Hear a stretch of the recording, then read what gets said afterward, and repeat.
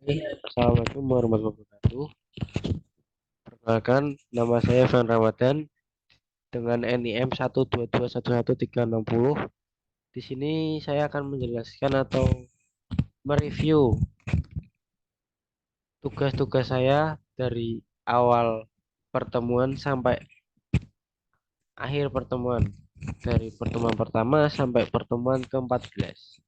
Oke, kita langsung saja. Untuk yang pertemuan pertama itu kita pada bulan September.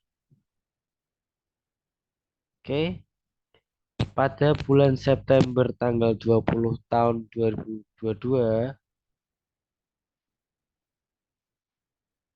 di sini saya eh, menjelaskan tentang modul transportasi. Oke, untuk modul transportasi tersebut bisa dilihat di soal contoh latihan sebagai berikut yang sudah saya upload ke dalam channel YouTube saya. Oke, bisa di-subscribe juga ya untuk channel YouTube saya dengan atas nama Ivan Ramadan. Assalamualaikum warahmatullahi wabarakatuh. Ini beberapa cuplikan mengenai pembahasan tentang modul transportasi tersebut. Jadi di sini saya menjelaskan tata cara atau langkah-langkah yang dilakukan untuk modul transportasi tersebut. Oke, bisa dilihat sampai akhir ya. Ini saya akan memberikan cuplikan-cuplikan saja. Kalau misal Anda pada kepo, bisa langsung lihat saja ke YouTube channel saya dengan judul transportasi soal satu. Oke. Setelah itu kita lanjut saja untuk yang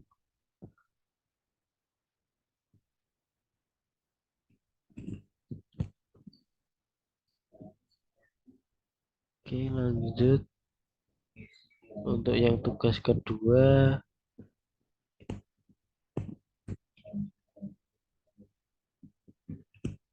Wait, wait. Itu untuk tugas yang kedua itu kita di bulan Oktober ya. Oke, Oktober tanggal 2.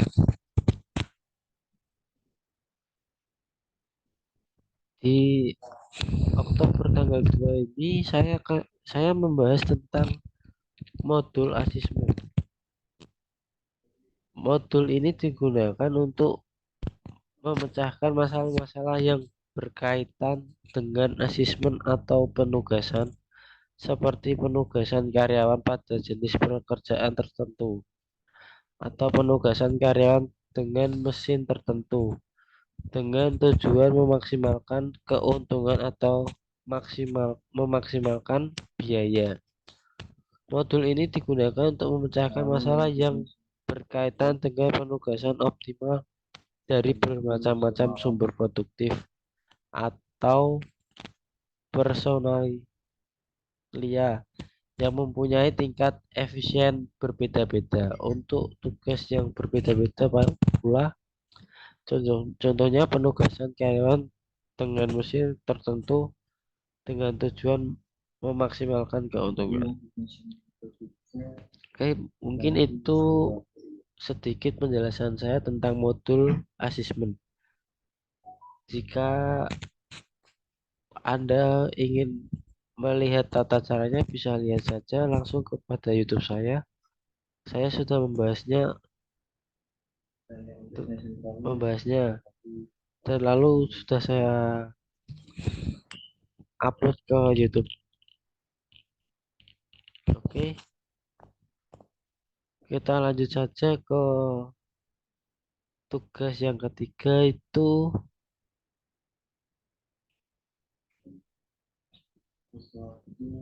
masih di bulan Oktober.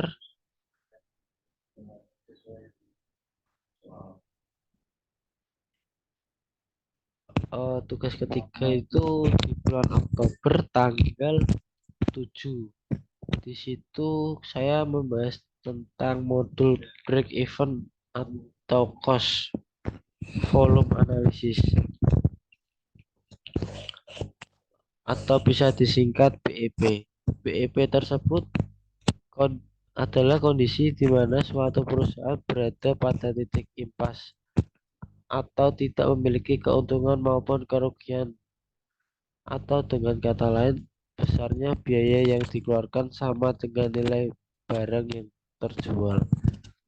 BEP BEP sendiri merupakan suatu analisis yang dapat digunakan untuk menentukan dan mencari jumlah barang atau jasa yang harus dijual kepada konsumen pada harga tertentu. Untuk menutupi biaya-biaya tersebut, untuk menutupi biaya-biaya yang timbul serta mendapatkan keuntungan atau profit. Mungkin itu sedikit penjelasan tentang modul BEP ya. Kalau misal ingin mengetahui tentang tata cara atau langkah-langkah cara menghitungnya, bisa langsung saja lihat pada YouTube saya. Oke, kita lanjut ke tugas keempat.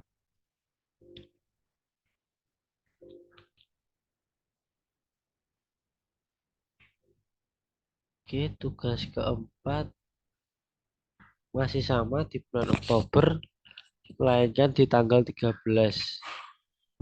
Di sini saya membahas tentang modul Integrated Programming. Pada pada modul ini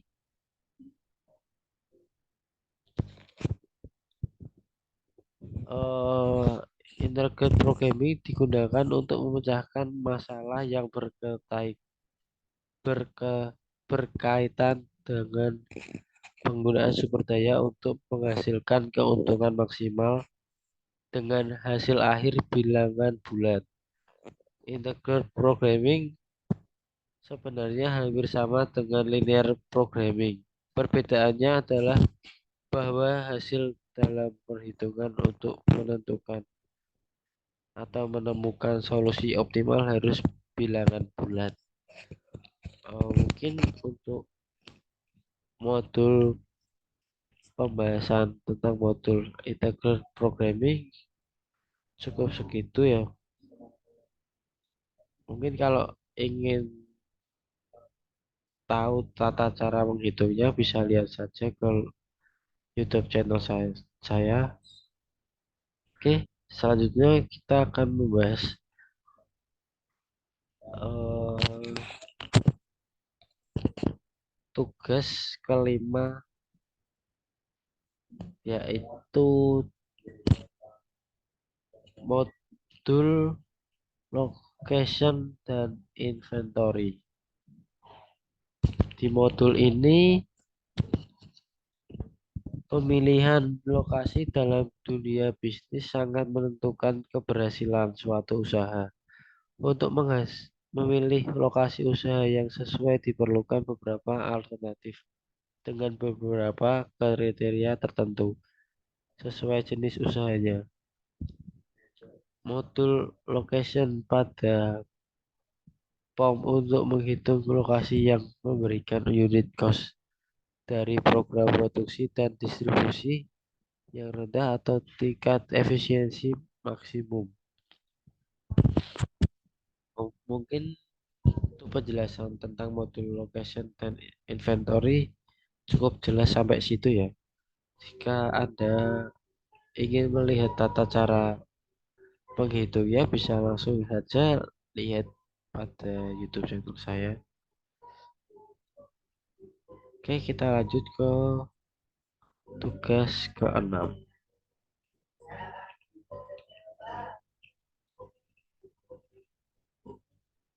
Oke, tugas keenam tuh modul linear programming. Di sini modul linear programming tersebut merupakan salah satu metode untuk menyelesaikan masalah optimal dalam mengkombinasikan produk dengan sumber daya yang terbatas atau memecahkan masalah yang terkait dengan pengalokasian sumber daya perusahaan secara optimal. Untuk mencapai keuntungan maksimal atau biaya minimum, dua atau lebih produk dibuat dengan sumber daya yang terbatas. Misalnya keterbatasan orang, mesin, material, jam kerja, dan sebagainya. Tujuannya yang ingin dicapai dalam linear programming yaitu memaksimumkan profit atau meminimumkan biaya dari produk yang dibuat. Masalah penghitungan muncul karena tiap-tiap produk membutuhkan sumber daya yang berbeda-beda dan masing-masing memberi kontribusi profit yang berbeda-beda pula. Oke, mungkin segitu yang bisa saya jelaskan tentang modul linear programming. Jika Anda ingin tahu tata cara menghitungnya, bisa langsung saja cari YouTube channel saya. Oke, kita lanjut ke tugas ketujuh.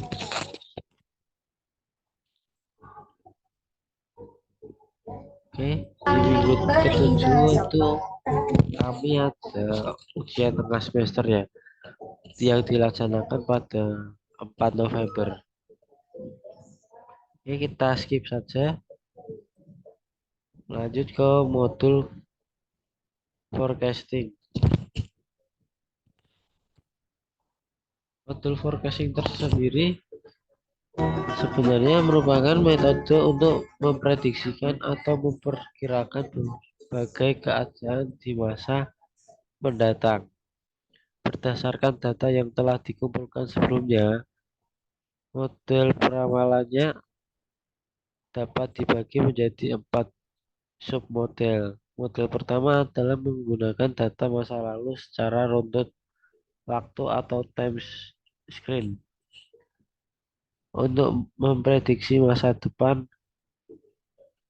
atau peminatan produk. Hal seperti ini sebenarnya dapat disebut analisis time series yang dalam POM meliputi metode naif, moving average, rata-rata bergerak tertimbang, lalu eksponensial smoothing, setelah itu eksponensial smoothing dengan trend, lalu analisis trend, regresi linear, setelah itu dekomposisi perkalian, dan dekomposisi adiktif. Oke, mungkin begitu penjelasan tentang modul forecasting. Jika ingin tahu langkah-langkahnya seperti biasa, kalian cukup lihat saja pada YouTube saya. Sudah saya jelaskan sedemikian rupa. Oke, kita lanjut di bulan Desember.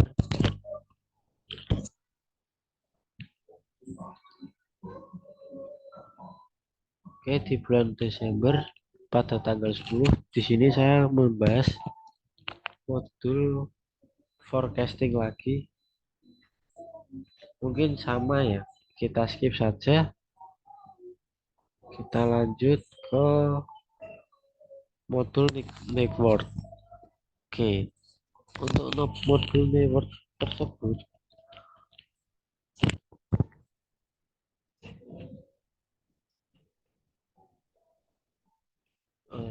untuk modul modul network tersebut merupakan sambungan penghubung antara satu titik dengan titik lainnya dalam jangkauan atau ada tiga macam network model, yaitu minimum spanning tree, maximal flow, lalu yang terakhir itu shortest router. Oke, mungkin cukup segitu yang bisa saya sampaikan tentang modul Digward. Kita lanjut saja ke modul Project Management. Di modul tersebut atau modul ini kita akan membahas tentang manajemen proyek yang digunakan untuk memperkirakan jangka waktu proyek dan menentukan aktivitas proyek mana yang bersifat kritis. Manajemen proyek secara umum mencakup tiga fase, yaitu perencanaan, penjadwalan, pengawasan, dan pengendalian. Oke, mungkin cukup singkat ya. Oke, seperti itu saja modul tentang project management. Kita bakalan lanjut ke tugas berikutnya.